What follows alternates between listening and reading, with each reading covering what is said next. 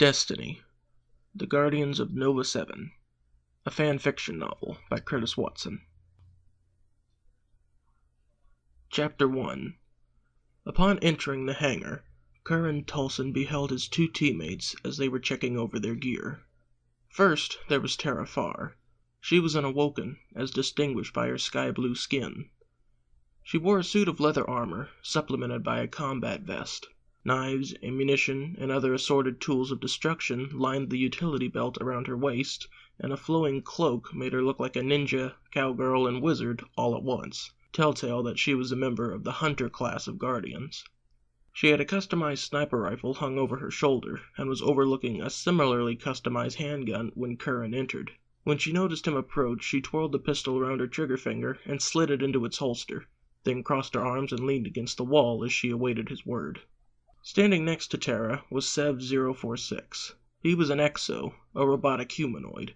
Instead of flesh and bone, he was made of metal and advanced circuits. He wore a lightly armored jumpsuit like Terra, but like his fellow members of the Warlock class, he wore a long robe that made him look, appropriately, even more like a wizard. He had a shotgun in his hands, which he had affectionately nicknamed Sev-2. He had explained that it was swift, durable, and preferred action over words, just like him. He stood quiet and expressionless as he waited for their team leader to speak. Curran himself wore a suit of scratched and dented, but polished and strong blue armor. On the back panel he had stowed both his favorite assault rifle, Old Faithful, and a heavy battle hammer with an extendable handle. He held his helmet under his right arm, exposing the pale skin on his human face and his dulled blonde hair. A black war tattoo over his right eye symbolized his membership of the Titan class.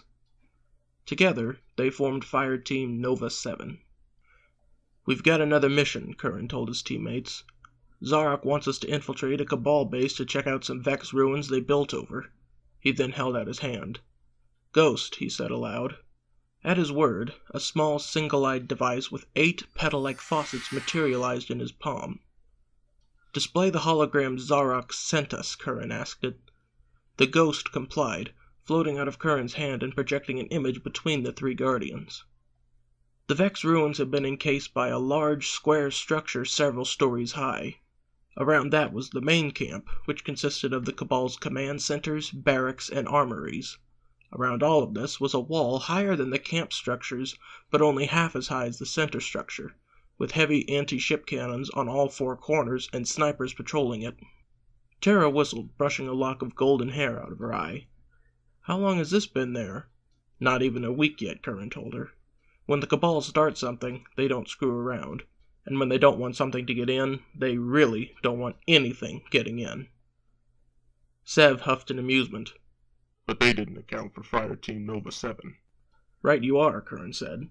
"We need to get inside, get to the ruins, and either secure or destroy them, whichever is more possible. Here's the big question, though. How do we get in?" Terra and Sev studied the image of the base for a few moments.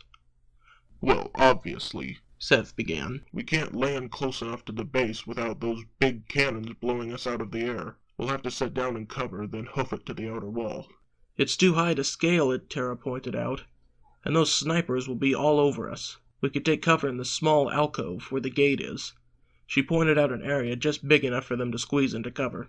"How do we get past the gate itself?" Curran asked. Sev answered, "I have a good understanding of alien technology. That and any one of our ghosts can examine alien structures in depth. The gate is the least of our worries." "Good. Once we're inside, we'll make a beeline for the main structure." Curran traced a line from the outer wall to the center structure's entrance. "We don't have any scans of the interior passages, so we'll have to play it by ear and eye. Are you two set?" Terra and Sev nodded. "Then let's get moving, Nova. Man your ships." As their jump ships moved in formation over the red surface of Mars, flying low to avoid detection, Curran reflected on their plan of entry. He was confident in his and his team's abilities, but out here in the wild anything was possible. The Cabal had stonewalled Guardian advances time and time again, and even something as small and comparatively weak as the Cydonia base could wipe them out in moments. Well, their ghost could revive them if that happened. Even so, the magic little device's powers were limited. "We should set down before we get too close," Terra said over the comm. "We'll use our sparrow bikes the rest of the way." "Good idea," he replied. He slowed his craft, and as they neared the coordinates of the fire base, brought it to a gentle landing behind some large hills. Curran powered down the engines, and went to the back of the cockpit. He opened the weapons locker, grabbing half a dozen magazines of ammunition for Old Faithful, then a trio of explosive round mags. If he was precise and sparing with his shots, which he usually was, he would have a decent amount left over by the end of the mission. And if all else failed, he and his team could rely for a time on the awesome powers the Traveler had gifted them. He walked down the ramp of the ship, and a flash of light materialized a vehicle before him. It looked like a long and aerodynamic motorbike, hovering a foot or two off the ground. This was a Sparrow, the Guardian's transportation of choice. "Fueled up and ready to go," his ghost reported. The little device was stored digitally inside Curran's armor, from whence it could provide information and assistance on a whim. Curran thanked his ghost and mounted the bike. Terra and Sev sidled up next to him on their own Sparrows. "The base is 10 clicks out. It shouldn't take too long to get there," Sev said, then added, "As long as we don't get blasted, that is." "Optimism, Sev," Terra reminded him with a slug to the shoulder plate. "Everyone's ready?" Curran didn't need to ask, but his teammates gave affirmative nods anyway. "Then let's move." He pushed the accelerator and raced over the hill. Terra and Sev tore after him. Clouds of red dust blossomed behind them as they sped across the landscape. Very quickly after they left the shelter of the hills, Curran laid eyes on the Cabal base. From this distance it looked like a castle, a fortress from the stories of kings and knights of old, only this castle was made of alien metals and bristled with gigantic artillery platforms. "Alert," Curran's ghost said. "The Cabal sensors have been triggered. The cannons are coming online." "Prepare to go evasive, Nova," Curran told them. A distant thunderclap echoed on the horizon. Curran felt in his gut that he should dodge right, so he did, and his instincts paid off as the shell detonated in what had just moments ago been his path. A second shot, and Terra and Sev narrowly avoided a shell. "Distance to target 5 clicks," Terra called out over the noise. The base looked massive even from this far away, and its defenses would only get more accurate the closer they got.